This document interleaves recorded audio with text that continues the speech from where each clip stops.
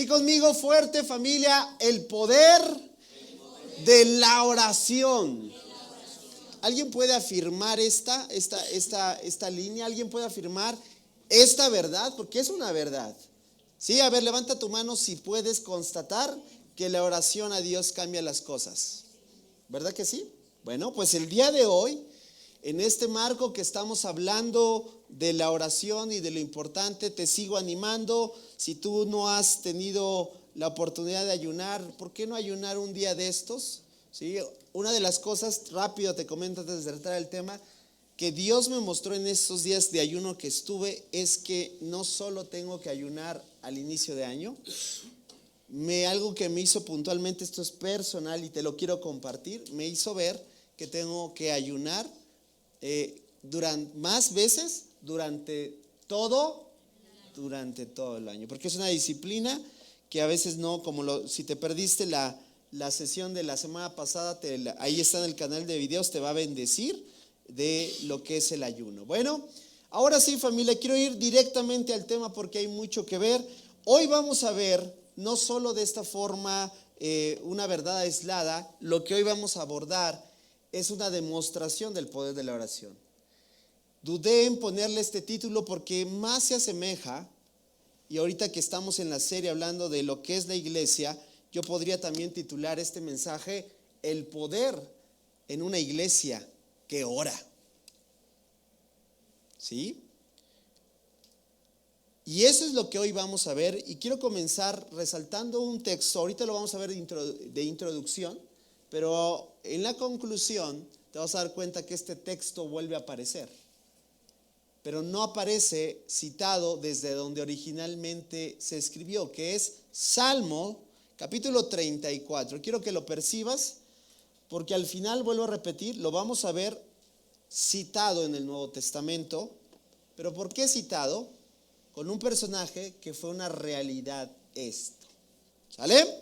Y del texto dice lo siguiente: los ojos del Señor están sobre los que hacen lo bueno.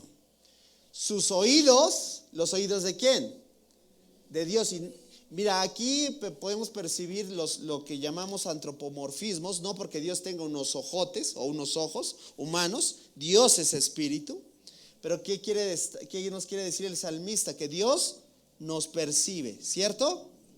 Y también dice, los que sus oídos. ¿Dios tiene oídos? Bueno, no tiene oídos físicos como los nuestros, pero recuerda, está hablando en forma humana. Eso quiere decir el antropomorfismo, que describe la cualidad que Dios está haciendo. Dice, sus oídos están ¿qué?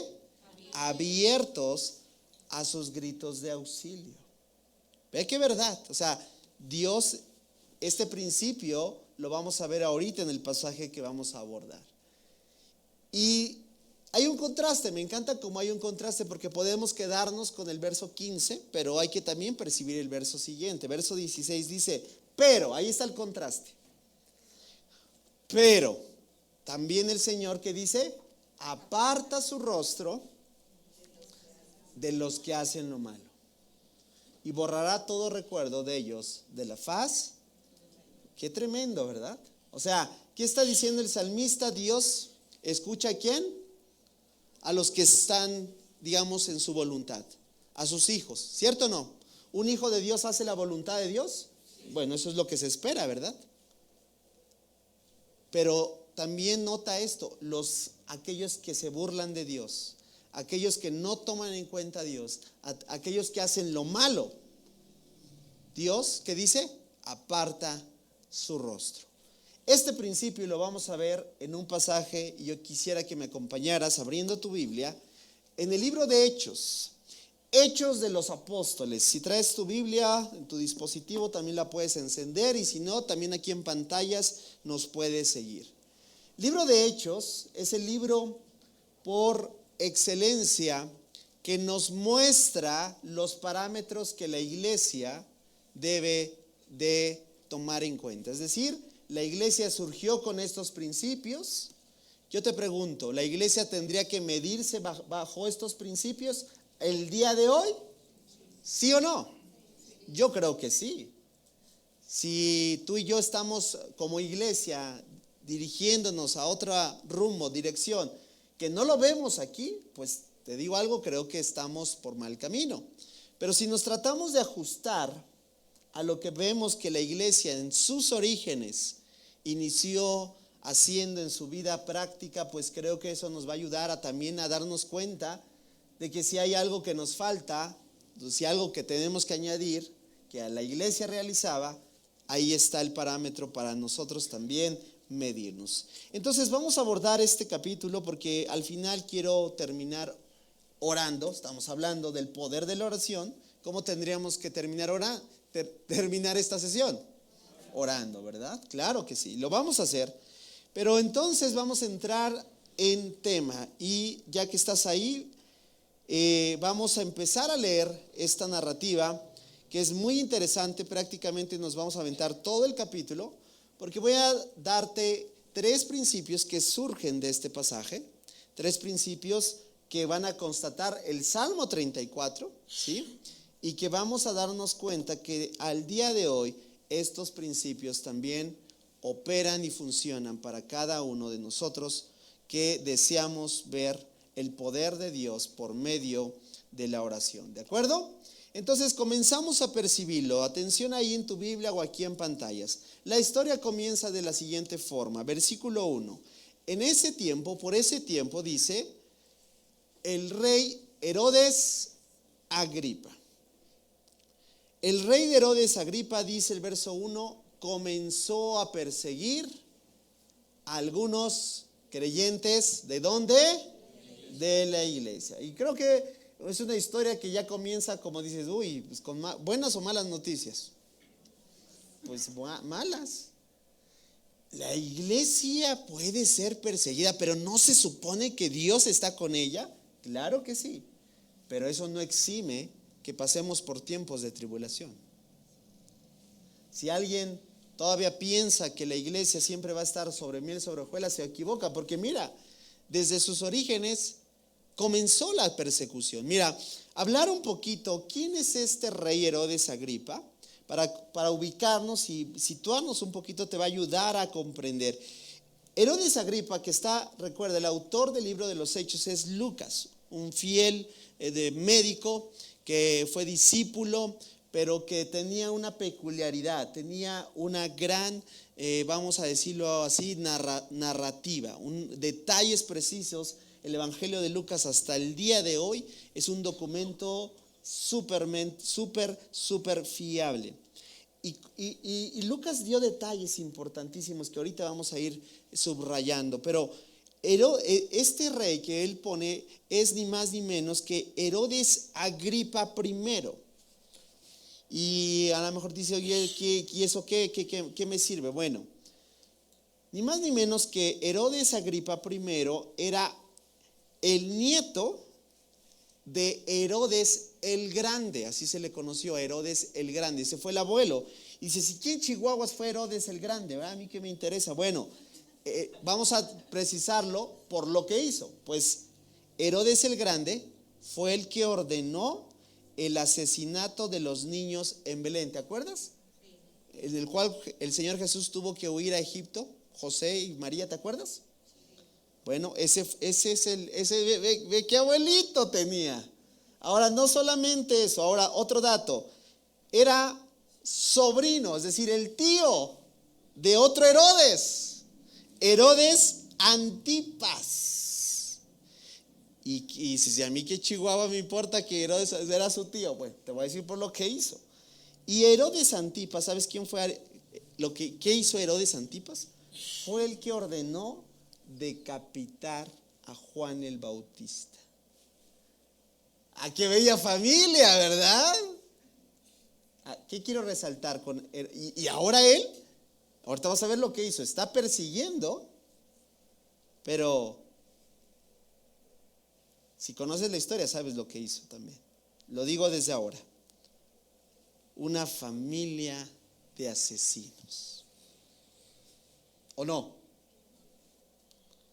Herodes, voy a decirlo así, los Herodes se ganaron el menosprecio de los judíos porque no les gustaba. Había una peculiaridad en esta asignación de rey, vamos a decirlo así, no eran de cepa, eran edomitas. Por eso había un nacionalismo, llamémoslo también de esa forma, que por supuesto Herodes buscaba convencer a los judíos de su lealtad, de su tradición a los padres, pero los judíos necesitaban ver que este gobernante hacía algo, digamos, distintivo para ellos, cosa que estaban persiguiendo aquí en el grupo que hasta este momento, ¿verdad?, estaba surgiendo con como una gran ola, el grupo de los creyentes, estos discípulos de Jesús. Pero presta atención, vamos a ir entonces en la siguiente versículo. ¿Qué hace este Herodes Agripa? Versículo 2. Mandó a matar a espada al apóstol Santiago. ¿Qué significa mandó a matar a espada? Y conmigo, decapitado. ¿Sí? Ese era uno de los juicios, de acuerdo a la ley romana, de acuerdo a todo lo que era en ese tiempo. De ahí viene el término cortar la cabeza, o escuchamos coloquialmente, eso me voló la cabeza. ¿De dónde crees que viene? Eso era literal en esos tiempos. ¿Y a quién asesina? Al apóstol Jacobo, que el nombre verdad es también Santiago. Ojo, estábamos hablando no del autor de la epístola de Santiago, estamos hablando de uno de los 12. ¿Recuerdan los 12 apóstoles? Los que Jesús asignó, los que Jesús escogió. Estos eran los llamados Boanerges, ¿te acuerdas? Hijos de Zebedeo, eran pescadores. Hermano del apóstol Juan, hermano mayor Jacobo. Te digo un dato ahí, no vas a encontrar relatos de los 12 originales, de los 12, de sus finales o desenlaces. Únicamente vas a encontrar Judas el Iscariote y este. Estamos hablando de los apóstoles y uno de los 12 es asesinado. ¿Parecen buenas o malas noticias? Imagínate, ¿cómo Dios puede permitir? Yo te pregunto, ¿no cada líder realiza una función valiosa, importante, cierto o no? Pregunta, ¿no saca, como decimos coloquialmente, no saca de onda cuando escuchamos? Mira, en diciembre pasado me llegó la noticia del asesinato de una familia pastoral aquí en México, en el estado de Morelos. Asesinados a sangre fría. Por una venganza de un tipo loco, desquiciado, así lo voy a decir, a lo mejor editamos esta parte, que simple y sencillamente porque le ganaron el juicio, les disparó a sangre fría por la parte de atrás y después este tipo se asesinó. Esto es verídico, tal vez tú escuchaste esa noticia, fue en diciembre pasado. 2 hombres de Dios. 2 hombres que lo único que pelearon fue que su barda de su iglesia, que tenían todo el derecho, ¿verdad? O sea, que el vecino construyera su barda y punto. Y como no le pareció al vecino, ¿qué crees? Los mató. ¿Qué pasa cuando cae un líder? ¿Qué pasa cuando nos damos cuenta de que la persecución comienza y empieza a ser tan fuerte que incluso no solo termina ahí? Mira, Herodes Agripa I no solo ya eliminó a Santiago, uno de los 12. Versículo 3. Cuando Herodes vio cuánto esto, mira, porque siempre, ¿cuántos saben que habrá opositores al evangelio, detractores a la verdad de Dios? Y en este contexto, los judíos veían a los creyentes, a los cristianos, como ellos, ¿verdad? Como decir, nos interesa que esto siga pasando, exterminando. Para ellos, en su percepción judía, era una secta floreciente. Cuando vio esto que le agradó, fíjate, presta atención al pueblo judío. ¿Qué es lo que quería Herodes Agripa primero? Congratularse o tener el agrado de ¿quién? Del pueblo. ¿Qué dice? También, ahora, ¿arrestó a quién? A Pedro. ¿Qué Pedro? ¿Qué Pedro es? El apóstol Pedro.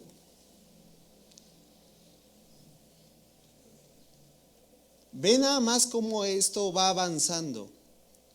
Ve cómo está llevando a cabo una ola de continua adversidad que la iglesia está. Ahora no solo es Jacobo, ahora es también el apóstol Pedro.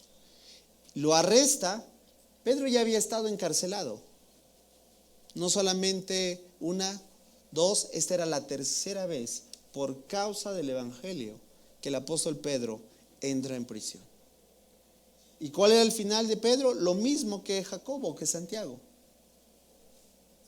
Nada más que había algo, un evento, en el cual se tenía que esperar. ¿A qué? Por eso está entre paréntesis, por eso, mira qué precisión de Lucas, por eso pone detalles para que nosotros comprendamos por qué no lo hizo inmediatamente. ¿Qué estaba pasando? Los judíos estaban ¿qué? Celebrando lo que para ellos era recordar el éxodo. Me encanta este tipo de analogía, ¿sabes por qué? Porque para Pedro, si conoces la historia, esto va a ser su éxodo. ¿Sabes qué quiere decir éxodo? Salida, liberación.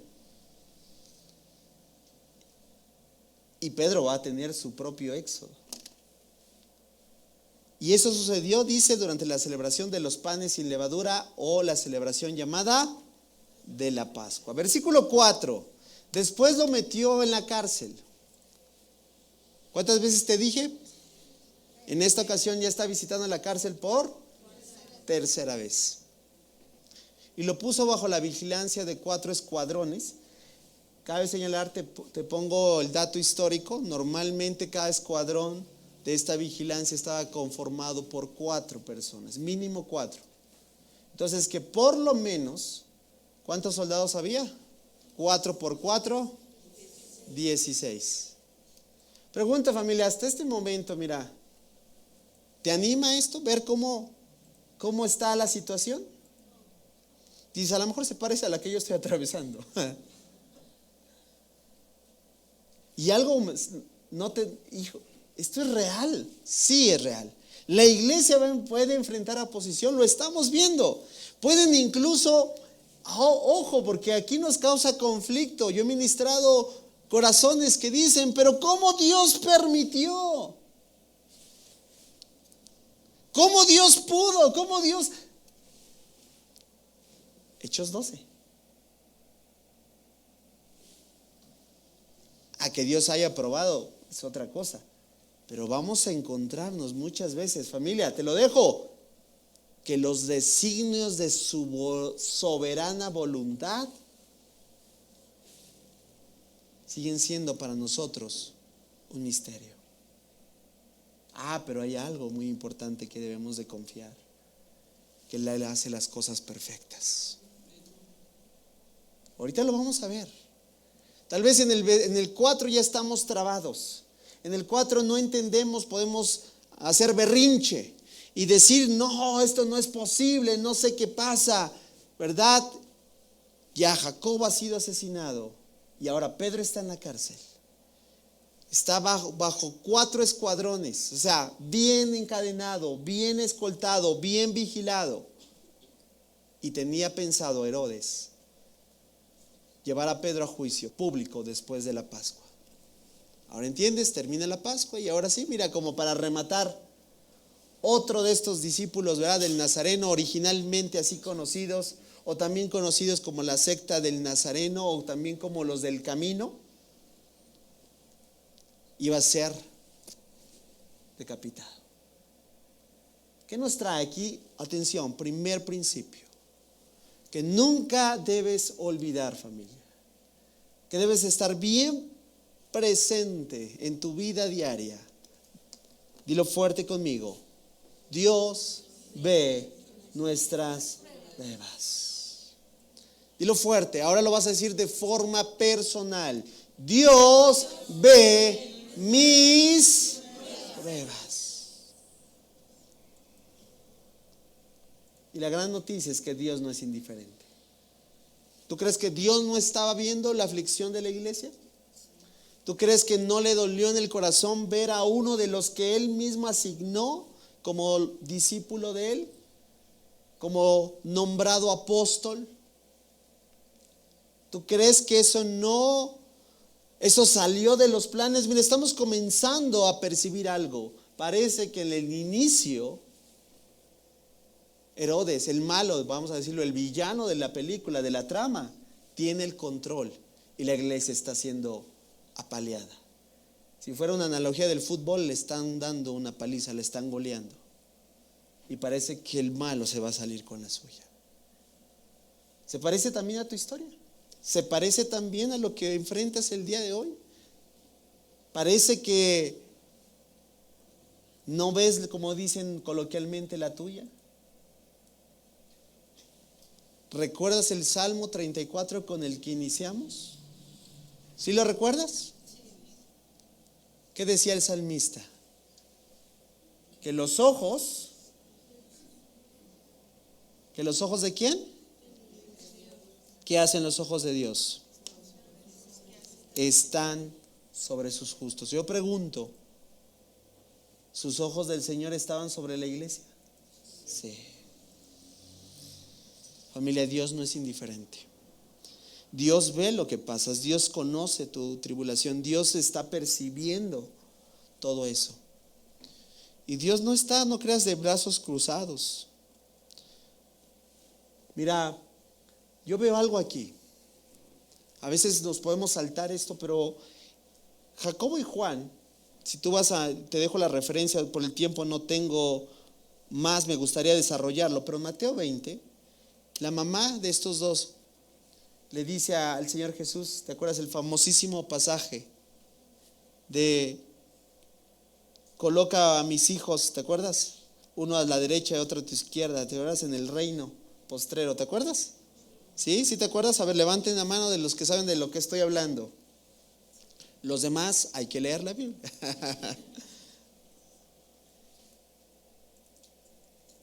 Y en Mateo 20, el Señor Jesús le contesta a esta mujer, lo estoy resumiendo bastante para llegar al punto. Les dice, ni siquiera sabe lo que estás pidiendo. Porque tú quieres gloria, voy a decirlo así, sin sufrimiento. Tú quieres posición, sin padecer. Tú quieres éxito, buenos días, sin pagar un precio. Y familia, así no funcionan las cosas. ¿Sabes qué noto en esto cuando Dios ve las pruebas? Que se cumple una de las, voy a decirlo así, profecías que el Señor Jesús lanzó ahí en Mateo 20. Y lo dijo así. Lo leo rápido, no tienes que ir para ahí. Les digo la verdad, de mi vaso beberéis. Wow, mira lo que les dice a Juan y a Santiago, el que vemos que el relato bíblico está diciendo que lo han decapitado. De mi vaso beberéis, y con el bautismo que yo soy bautizado serán bautizados. ¿Y sabes qué estaba diciendo? O sea, estaba profetizándoles ¿qué? Sufrimiento. Ahora, ¿dónde? ¿Sabes el relato de Apocalipsis? ¿Sabes qué hay como testimonio en las columnas de la Nueva Jerusalén? Están los nombres de estos 12 hombres. Pero eso es gloria. Dices, wow, qué enorme. Pero no sin antes. el bautismo con el que el mismo Señor Jesús fue un bautismo ¿de qué? De sufrimiento. Pregunta, ¿se cumple o no se cumple? Se cumple, se cumplió en Jacobo o Santiago. Y te digo algo, y también se va a cumplir en Juan, el apóstol Juan. Los que han tomado Apocalipsis conmigo saben cómo estaba Patmos, ¿verdad? Y el apóstol Juan también fue bautizado en ese bautismo ¿de qué? De sufrimiento. ¿Vamos bien, familia? Parece que las cosas no marchan bien, pero alienta tu corazón. Dios está viendo, ¿qué? Tus pruebas, tus aflicciones. Y tal vez hoy no lo entendamos. Y sí, tal vez podamos renegar y hacer berrinche. Y como decimos, patalear y lo que gustes y mandes. Y tal vez moramos y no lo entendemos, pero yo estoy confiando y creyendo que algún día lo entenderemos. Y sabremos que Él es Dios, que Él decide y no nosotros. ¿Alguien le podrá dar un aplauso fuerte al Señor? Pero avanzando en la historia, esa es ahora la primera verdad. Dios ve nuestras pruebas. La historia ahí no termina. Si terminara ahí la historia diríamos, uy, qué desilusión, qué injusto. Dios nos llama solamente a sufrir. No. Dios nos llama a confiar en Él. Y aunque exista la tribulación, nosotros no debemos de seguir cayendo en la inercia como derrotados. Parece que en lo natural están perdiendo, pero te voy a decir lo que está pasando, porque el versículo 5 es clave. Porque en realidad te digo algo, no estaban perdiendo. Y aunque parece ahorita ilógico decirlo, y ahorita lo vas a comprender, pero en realidad estaban ganando. ¿Estás listo? Versículo 5. Y aquí me encanta otro pero, que hace la diferencia, que marca el contraste y que hace puntualmente tal vez asignar esta particularidad, disciplina de la iglesia, que si no se tiene, qué preocupante es. Que si no lo comprendemos, qué difícil será. Porque no es opcional.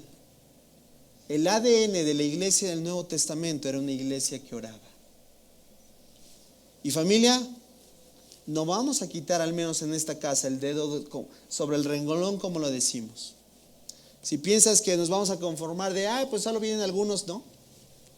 Hasta que puedas comprender, porque esto no es un asunto que tiene que ver con la opinión del pastor o la opinión de los líderes. La iglesia, una iglesia, mejor dicho, que no ora, es una iglesia perdedora. Una familia y un creyente que no tiene, escúchalo bien, como estilo de vida, la oración, me atrevo a decir, he ahí el dilema.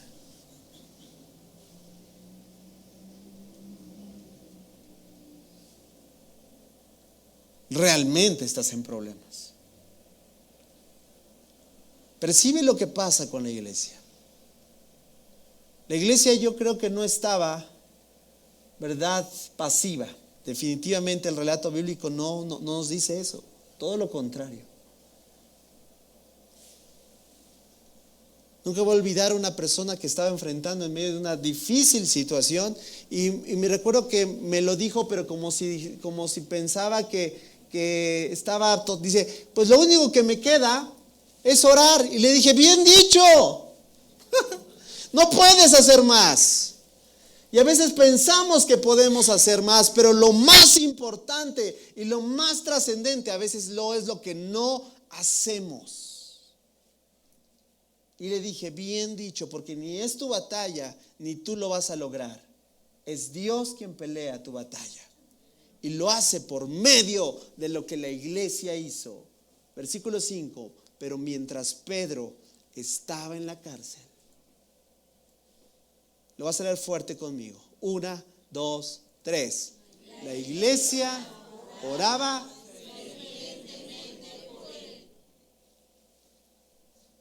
No solo oraba. ¿Oraba cómo? ¿Y cómo es fervientemente?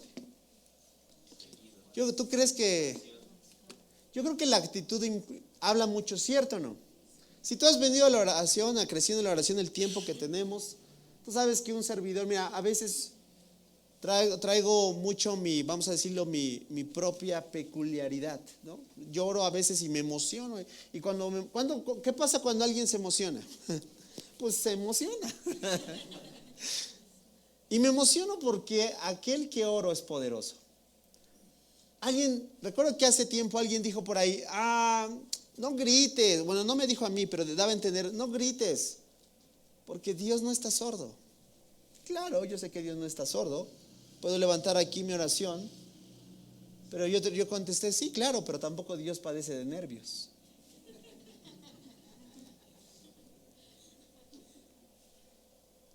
Y aquí viene mi comentario personal. Yo creo que si la actitud habla, y cuando yo realmente creo que Dios está actuando, yo no puedo orar pasivamente. Yo no puedo hacer, apenas si se me entiende lo que es, ¿verdad? Yo respeto, porque yo sé que Dios no está diciendo, no, pues sí oró como un punch, ¿verdad? No, esta sí vale. No, no, estuvo muy escueto. No, esta no. Yo creo que no, pero yo creo que la iglesia tenía una actitud férrea. Una actitud que estaba viendo la gran necesidad y estaba actuando. Y sabía que lo más importante y lo más trascendente era orar. Versículo 6. La noche, verán lo que pasa. Vean lo que pasa, familia, cuando realmente nos decidimos a creerle, a orar al Señor. La noche antes de ser sometido a juicio. Híjole, yo digo, Señor, ¿por qué no 3 días antes, no? Yo creo que Pedro estaba, ya me van a dar cuello. La noche antes de ser sometido a juicio, Pedro dormía. Bien, hay algunos que dicen que la paz de Dios, ¿verdad?, que está en el corazón. Algunos incluso son comentarios que también leí, dicen que Pedro estaba convencido. Recuerdas que en el Evangelio de Juan el Señor Jesús le da una promesa a Pedro, que va a haber vejez, ¿verdad?, que va a morir viejo, por así decirlo. Y yo creo que Pedro también estaba confiado en que Dios iba a obrar, porque había visto cómo lo había liberado, ¿verdad? ¿Te acuerdas? 2 veces anteriores. ¿Había visto milagros Pedro? Un montonal. ¿Tú crees que él no? Porque algunos lo pueden, ay, qué bárbaro, ¿cómo lo van a matar y está dormido, ¿verdad? Pues yo creo que Pedro descansaba en Dios. Confiaba en que Dios iba a obrar. Que si el Señor dijo que no iba a ser su final ser decapitado, era verdad, y le creía.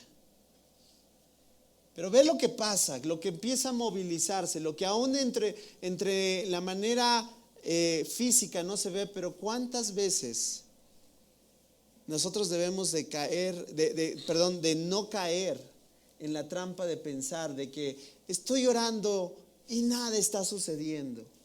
Error.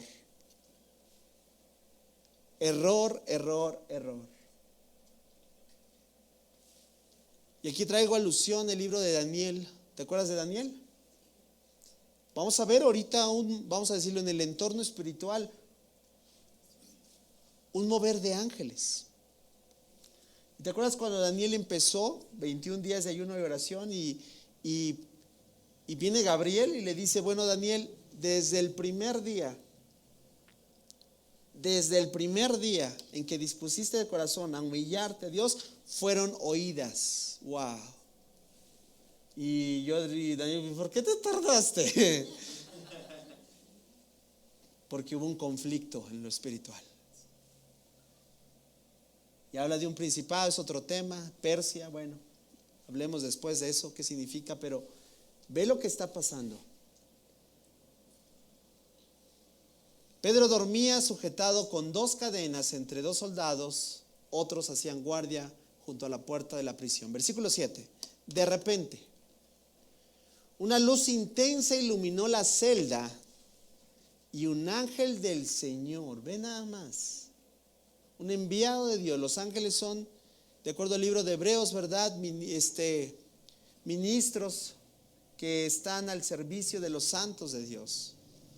Un ángel del Señor se puso frente a Pedro. El ángel lo golpeó en el costado para despertarlo y le dijo: rápido, levántate. Y las cadenas cayeron de sus muñecas. Versículo 8. Después el ángel le dijo: vístete y ponte tus sandalias. Pedro lo hizo y el ángel le ordenó: ahora ponte tu abrigo y sígueme. Verso 9. Así que Pedro salió de la celda y siguió al ángel, pero todo el tiempo pensaba que era una visión. No se daba cuenta de que en verdad eso estaba sucediendo. Versículo 10. Pasaron el primer puesto de guardia y luego el segundo, y llegaron a la puerta de hierro que llevaba a la ciudad, y esta puerta se abrió por sí sola frente a ellos. De esa manera cruzaron la puerta y empezaron a caminar por la calle, y de pronto el ángel lo dejó. Hay algo que aquí percibo antes de continuar. Hay algo que Dios hace y Dios nos encarga. Mira, porque el Dios de lo extraordinario hace lo extraordinario y nosotros nos toca hacer lo ordinario. Es decir, mira, el ángel hizo lo que Pedro no podría hacer y le da instrucciones de lo que tenía que hacer. ¿Notas el equilibrio? A Pedro le tocó atarse las sandalias, a Pedro le tocó ponerse el abrigo, ¿verdad? A Pedro le tocó hacer lo ordinario. ¿Por qué Lucas pone esos detalles? Porque nos hace ver que Dios opera en lo que tú y yo no podemos hacer. Y que la responsabilidad que nos toca a nosotros hasta el día de hoy es hacer lo que sí podemos hacer. ¿No será que el dilema hoy consta en que tal vez no estás haciendo lo que tienes que hacer? Y estás clamando por un milagro. Y claro que Dios obra milagros hasta el día de hoy, lo creo con todo mi corazón. Pero tal vez lo ordinario, lo que nos corresponde, estamos dejándolo a un lado. ¿Y qué es lo que nos corresponde a nosotros? Alguien dice por ahí, un comentario me gustó, que en la analogía de que Pedro se tuvo que inclinar, tuvo que demostrar humildad.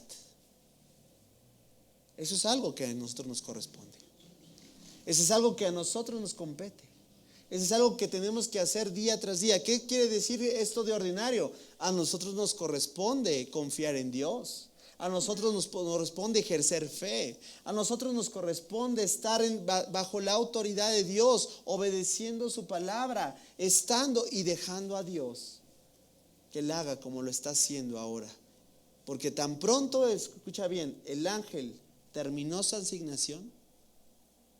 ¿Quién crees que envió el ángel? Dios. ¿Y qué hizo que Dios enviara el ángel? Mira qué auditorio tan inteligente y presto tengo en esta mañana. Claro que sí. Tan pronto el ángel terminó la asignación, lo dejó. ¿Por qué? Porque lo que él tenía que hacer, lo que Dios hace, es lo que tú y yo no podemos. La historia sigue, presta atención. Verso 11, finalmente Pedro volvió en sí. Y ahí se da cuenta que no era una visión como él pensaba, ¿verdad? A lo mejor dijo, pues yo sigo durmiendo, ¿no? Pero él dice, de veras es cierto. El Señor envió a su ángel y me salvó de Herodes y de los líderes judíos que tenían pensado hacerme chicharrón. ¿No? Claro que sí. Versículo 12, cuando se dio cuenta de esto, fue a la casa de María, la madre de Juan Marcos, y otra vez quiero que lo leas fuerte conmigo esta última frase. 1, 2, 3. Donde muchos se habían reunido para orar. Otra vez, donde muchos se habían reunido para orar. ¿Verdad que entonces la iglesia no era, ay, pues los que puedan venir a veces pensamos, ¿verdad? Mira, yo sé, yo espero, mejor dicho, que cada creyente en esta casa tenga un estilo de vida de oración. Ahora, pero tenemos adicionales, O sea, si alguien se quiere justificar, pero yo oro en mi casa, felicidades, yo también. Pero como iglesia, la iglesia debe orar.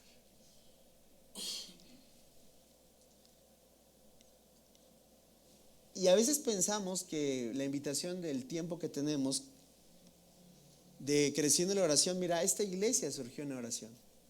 Esta casa, antes de ser iglesia, empezamos un grupo de personas a reunirnos a orar. Así, los sábados en la mañana, y se quedó. Pero creciendo en la oración no es invitación a aquellos, ¿verdad?, que pueden, ¿no? Pues de poder, no.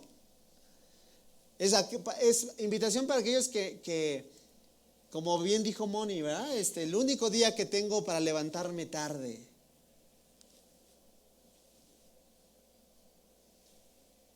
Pero a veces pensamos, ¿verdad?, que es una invitación.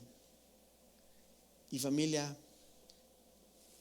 hasta que aprendamos a que el 100% de los miembros de cada casa, y no es un asunto de nosotros, es un asunto global. No hay una sola iglesia local en la cual el 100% de los miembros responda a las reuniones de oración. No conozco ninguna.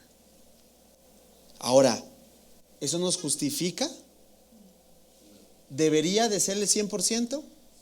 ¿Debería de ser el 100%? ¿Sí o no? Sí. Claro que sí. No, es que a lo mejor es el horario, ¿no? Pues dime qué otro horario. ¿Verdad? Porque la comodidad siempre va a estar ahí diciendo, no, es muy tarde, no, es muy noche, es muy temprano, no, está muy lejos. No vamos a hacer entonces, ¿verdad?, el entorno totalmente propicio. Familia, si nos moviéramos por eso, familia, no haríamos nada, porque nunca está todo ideal. La historia sigue. Presta atención. Se habían reunido para orar y dice, tocó la puerta. Imagínate a Pedro, imagínate la escena, ¿ah? Una sirvienta llamada Rode fue a abrir, y imagínate, ve a Pedro y se queda pasmada, ¿no? Cuando ella reconoció la voz de Pedro, yo creo que Pedro dice, ábranme, ¿verdad? Ya llegué, ya. Se alegró tanto que en lugar de que fuera a abrir la puerta, ¿qué hizo? Se fue hacia adentro y les dijo, Pedro está en la puerta. Y yo diría, pues ábrele, ¿no?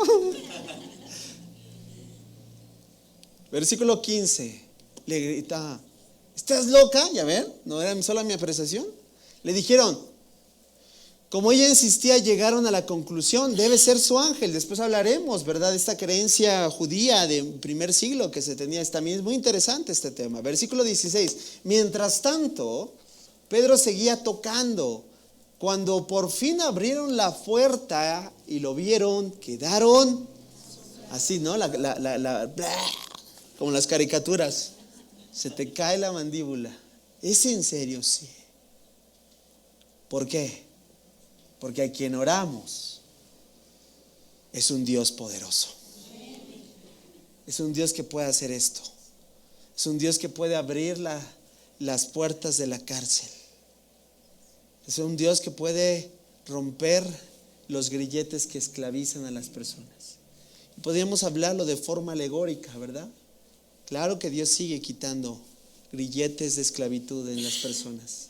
Es una oración que hacemos constantemente en esta casa. ¿Por qué? Porque sin Dios venimos esclavos de nuestros propios delitos y pecados. Porque sin Dios venimos en una cárcel, estamos esclavos. Pero Dios solo nos da libertad. Quedaron asombrados, versículo 17, él hizo señas para que se callaran. Yo creo que les hizo, no sé si se hacía así, ¿verdad? Pero digo, por favor, o sea, bajen la voz, se van a dar cuenta, ¿no? Y les contó de cómo el Señor lo había sacado de la cárcel. díganle a Santiago y a los demás hermanos lo que pasó, dijo Pedro, y después se fue a otro lugar. Atención, familia, segundo principio. Familia, créelo con todo tu corazón. Empezamos como te decía, como que las cosas no van bien, pero recuerda, todo clamor que un hijo de Dios levante, todo aquel que pida conforme a su voluntad, eso es lo que dice el apóstol Juan en su carta. Aquel que pide conforme a su voluntad, Dios lo oye y ha recibido las peticiones que han levantado. ¿Cuántos lo creemos? Amén. Familia, solo hay que ver si realmente estás levantando tu clamor. Solo hay que ver si estás siendo persistente. Solo es ver si realmente no has cedido a la duda, a la trampa de, esto no pasa nada. No, hay una guerra. Que así como Daniel, por eso lo cité, que desde el primer día en que se dispuso, yo creo que grandes cosas van a venir al Señor. No lo digo solo para emocionarnos. Escucha bien. Cuando la iglesia desde el día 1 que comenzamos estos 21 días empezó y hemos visto cómo varias iglesias cada día, 24 horas, todos los días, levantando un clamor, haciendo puntualmente su oración, llevando, ¿verdad?, llenando el altar de Dios con oración, estamos percibiendo. Familia, ¿tú crees que Dios no oye nuestras oraciones? ¿Tú crees que Dios no está escuchando tus oraciones? Ahora la gran pregunta, ¿realmente estás orando? ¿Realmente estás tomando el tiempo para? No es la típica oración de la mañana, ¿verdad? Señor, ya me voy, hay que todo me proteja. Dijo, no, en nombre de Jesús, amén, vámonos. No, yo creo que no es así. Yo creo que no es por cumplir. Yo creo que no es por tradición. Yo creo que no es parte de lo que a veces pensamos, ¿verdad? Que es, pues para que ya el pastor deje de estar fastidiando. Ya. No, tu intención debe ser la correcta. Tu motivación debe ser que tú conoces que Dios puede obrar. Familia, llévate en esta mañana. Dios oye nuestras oraciones. Y parece que ahí podía concluir la enseñanza, ¿verdad? Ya se salió Pedro, ¿verdad? Ya se salvó, gloria a Dios. Sí, lamentamos Jacobo, Santiago, ¿verdad? Algún día lo entenderemos, algún día sabremos por qué Dios en su soberanía perfecta está, su voluntad es lo mejor, sus caminos son inescrutables, nosotros no podemos ir más allá de lo que podemos entender, de Él le pertenecen los misterios, las cosas reveladas son las que nos toca a nosotros. Bueno, pero espera algo, el versículo con el que tú y yo comenzamos todavía no se completa. ¿Te acuerdas cómo comenzamos? Salmo 34, ¿te acuerdas? Que decía, los ojos del Señor están ¿sobre quién? ¿Se cumple hasta este momento en la iglesia? Sí. Sus oídos atentos al clamor, ¿se cumple? Sí. Pero mira lo que dice el contraste. Y la ira del Señor está en contra de los que hacen el mal. ¿Dios había terminado? No.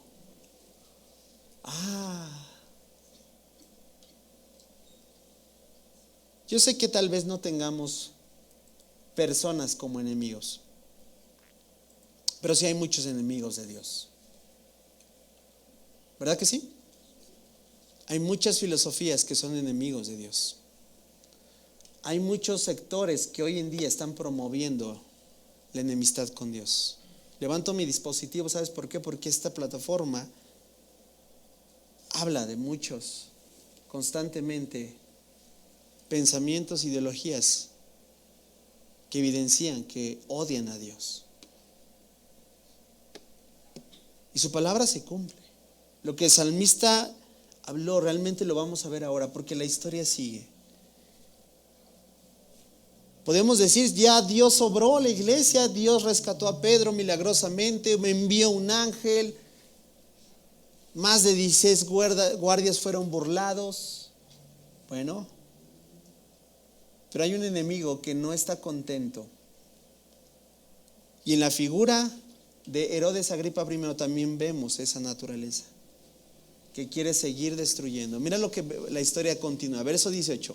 Al amanecer hubo gran alboroto entre los soldados. ¿Por qué? Por lo que había sucedido con Pedro. Imagínate, burlar la seguridad no era cosa simple. ¿Y sabes más por qué?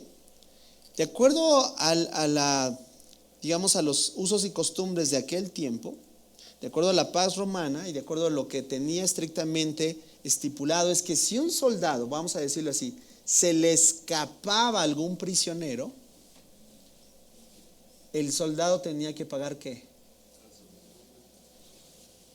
La misma asignación del prisionero. Es decir, si eran 20 años o no sé, el tiempo, ahí iba a estar. Si era juicio, entonces, ¿qué les esperaba a los soldados?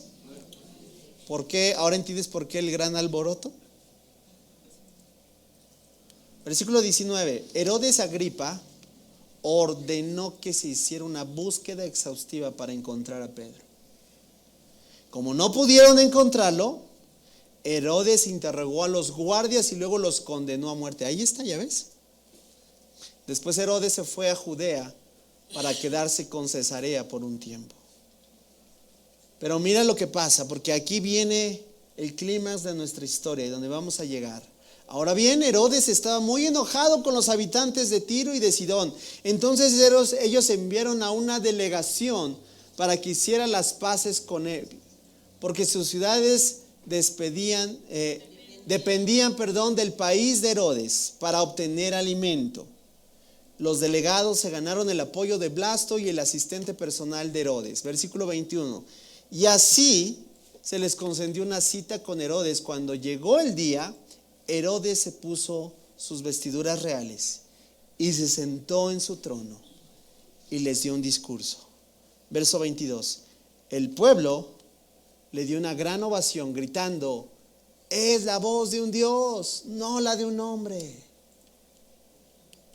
Al instante, tal vez muchos dicen fue el mismo ángel, el mismo instrumento que Dios usó para liberar a Pedro. Un ángel del Señor hirió a Herodes con una enfermedad, porque él aceptó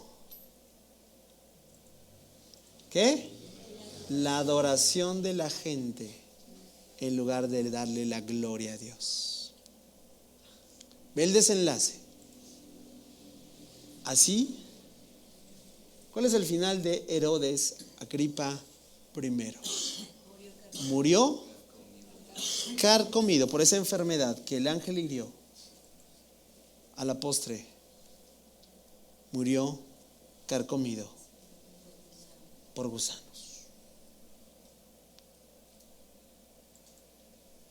Salmo 34, ¿recuerdas? ¿Se cumple o no se cumple? Sí. Y la ira del Señor está contra los que hacen mal, porque Dios no puede ser burlado. Y todos los opositores al Evangelio y todos los que persiguen a su iglesia y todos los que atacan a la iglesia del Señor no saben con quién se están metiendo.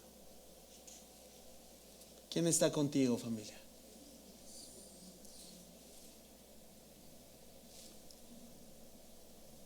Y todo aquello que es un enemigo de Dios. Mientras tanto la palabra de Dios seguía extendiéndose. Wow. Porque la obra sigue, ¿verdad que sí? Pregunta, ¿cómo iniciamos es muy diferente como terminamos? Iniciamos mal. Parece que Herodes tiene el control y la iglesia está perdiendo. Pero cuando la iglesia realmente entiende cuál es su función, las cosas no terminan de la misma manera. Y las cosas terminan. Herodes ha sido eliminado y la iglesia sigue creciendo y extendiéndose cada día. Sí, dale un aplauso al Señor, porque Él es el que nos da la victoria. Mientras tanto, dice la palabra de Dios, seguía extendiéndose y hubo muchos. ¿Cuántos? Muchos nuevos creyentes. Cuando Bernabé y Saulo terminaron su misión en Jerusalén, ahí termina, regresaron llevándose con ellos a Juan Marcos. Tercer y último punto, familia, Dios interviene a favor de sus hijos. No solo oye. Primeramente recuerda, Él ve nuestras tribulaciones. Y Él ve para ver cómo reaccionamos, qué actitud tenemos. ¿Renegaremos de Él o dependeremos de Él? Levantamos nuestra oración y el Señor las escucha. Y Él también desaprueba todo aquello que su palabra, verdad, nos enseña. Que este mundo camina, que este mundo va a la inercia. Pero Dios interviene a favor, como lo dijo el Salmo. ¿De quién? De su pueblo, de sus hijos, de los justos. Y aquí termino, familia, porque te dije cómo íbamos a terminar con el Salmo 34, no desde el Salmo 34. ¿Tú crees que para Pedro esto era un evento más? No. Yo creo que Pedro vivió toda su vida en este entendimiento, cómo un día Dios envió un ángel para salvarlo de la misma muerte. Cómo la iglesia oró, ¿verdad? Y a la postre, mira, me encanta, porque yo también creo en esta postura. Cuando Pedro redacta su carta, cuando Pedro redacta su primer carta a la iglesia, yo creo que tenía en lo profundo de su corazón este evento, cuando el Señor lo libró de la muerte. ¿Y sabes qué hace Pedro? Cita el Salmo 34, versículo 15 y 16. ¿Dónde lo encuentras? Primera de Pedro, capítulo 3, verso 12. Para instar a la iglesia a lo mismo. Y ahí lo estás. Porque para Pedro era una realidad.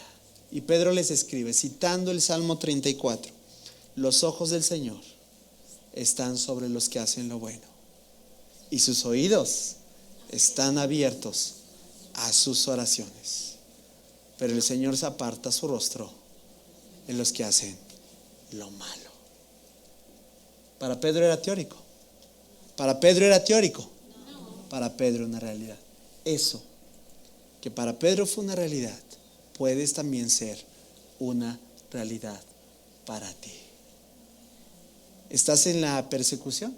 Estás en la antesala de ver la gloria de Dios. ¿Estás en la opresión? Estás en la antesala de ver la gloria de Dios.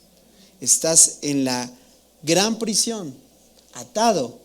Es la oportunidad para que veas el poder de Dios manifestando en su vida. El tiempo se nos ha agotado. Te voy a invitar que te pongas en pie.